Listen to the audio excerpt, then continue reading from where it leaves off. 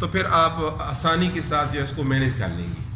کہا جا سکتا ہے کہ نہ غرض کسی سے نہ واسطہ، مجھے کام اپنے ہی کام سے، تیرے ذکر سے، تیری فکر سے، تیری یاد سے، تیرے نام سے. قاری صاحب کا ایک اور ترہ امتیاز بھی یہ رہا ہے کہ ہمارے ایک نابینا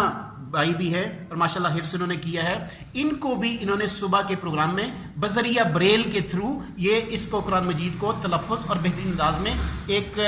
اس مقصد کی پایہ تکمیل کو یہ لگے رہے. اس حوالے سے قاری صاحب بتائیے گا، اس یہ آپ کے ذہن میں کیسے آیا یہ سب کچھ، اور فقید یہ آپ کی مثال ہے، قابل مثال یہ واقعہ. اصل الحمدللہ میں ناظرین کو یہ بتانا چاہوں گا کہ ہماری اس مسجد میں ایک ادارہ بھی ہے، مدرسہ مہریہ ضیاء العلوم،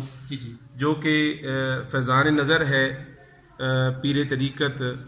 حضور قبلہ پیر سید حسین الدین شاہ صاحب، جو ہمارے پیر و مرشد بھی